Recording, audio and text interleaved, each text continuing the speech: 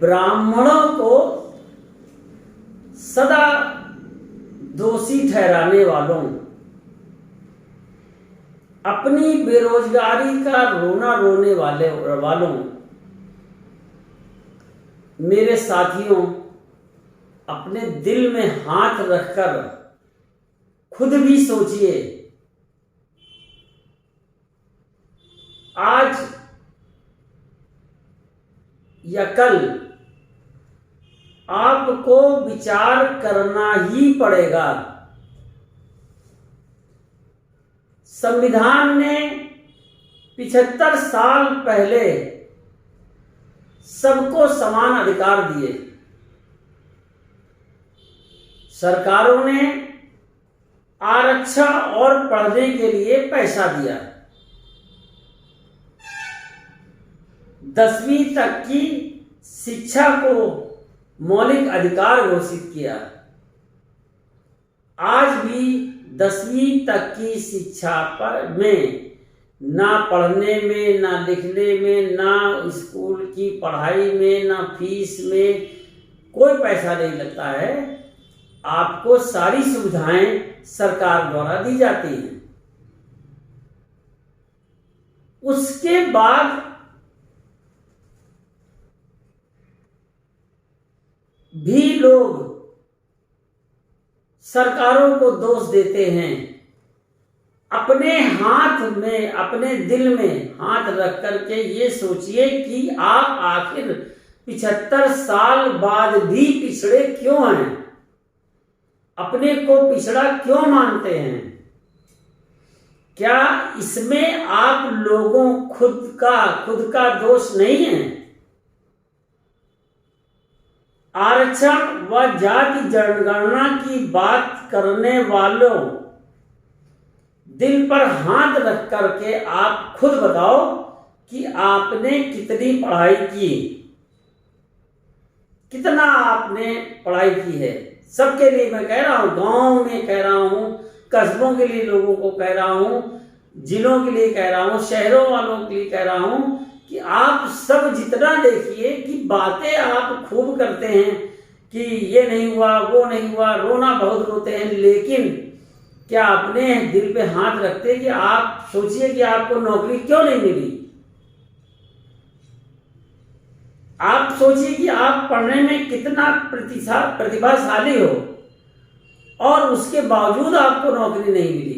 क्या कमी थी आपके अंदर? या तो आप प्रतिभाशाली नहीं है, या आप योग्य नहीं है, या आप पढ़े लिखे नहीं है, या आपने कोशिश नहीं की। और कोशिश की तो केवल सरकारी नौकरी करने के को ढूंढने की कोशिश की, उसके अलावा भी हजारों जॉब हैं, उस पे भी आपको कुछ हासिल नहीं हुआ, आप बेरोजगार हैं। तो क्या इसका कारण सरकार है? क्या आपको ऊंची पढ़ाई करने के लिए आपको सरकार न बैंक ने कोई पैसा नहीं दिया?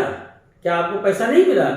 आपने कोशिश की कि आप सिलेक्शन आपका हो गया हो और आपने बैंक को अप्लाई किया हो कि फीस के लिए पैसा चाहिए और आपको पैसा ना मिला हो, ऐसा हो तो बताइए।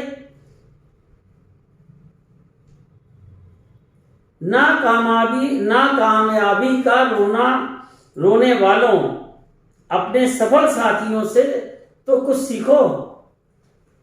आपके साथी भी होंगे, आपके गांव के, आपके अड़ोस पड़ोस के, आपके आसपास के, आपके दोस्त यार में, रिश्तेदारों में बहुत सारे ऐसे लड़के आपको मिल जाएंगे जो सफल होकर के आगे बढ़ गए, लेकिन आप फिर भी वही बेरोजगारी का रोना रो रहे हो, क्योंकि आपने क्या किया, क्या नहीं किया, ये आपको खुद सोचना होगा।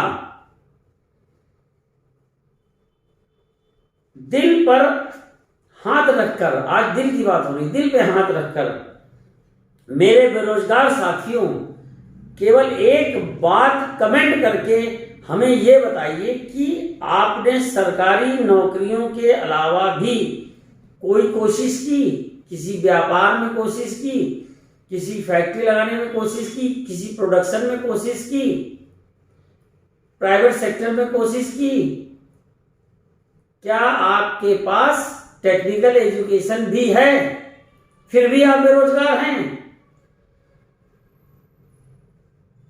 फिलहाल सरकारों, फिर मैं आपको इस चीज के लिए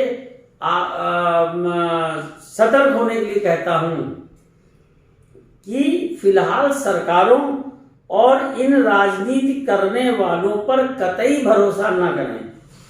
आरक्षण और जाति जनगणना के चक्कर में मत पड़ो। खुद अपने दम को दम समझकर आगे बढ़ो और रंगबाज बनो, बाज जैसा बनो।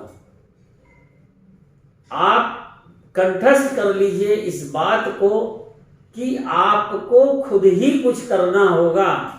ये लोग तो इसी 75 सालों में, जब से संविधान बना तब से लेकर आज तक यही आरक्षण का इसी जातिवाद में बांट करके आपसे वोट लेकर के अपनी सत्ता को चलाते आए हैं। आज भी वही हो रहा है।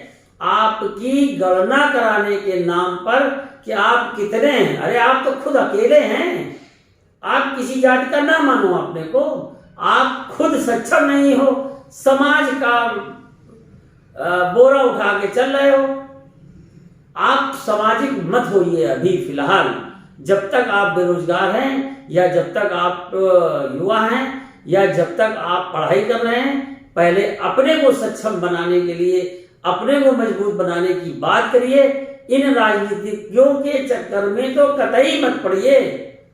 ये सारे समाज की बात करके आपको बरगला देंगे, आपकी जाति की बात करके आपको बरगला देंगे और आपसे लास्ट में वोट लेकर के अपनी सत्ता बना लेंगे और फिर आप 5 साल तक इनके पीछे घूमते रहिए, बेरोजगार बने रहिए।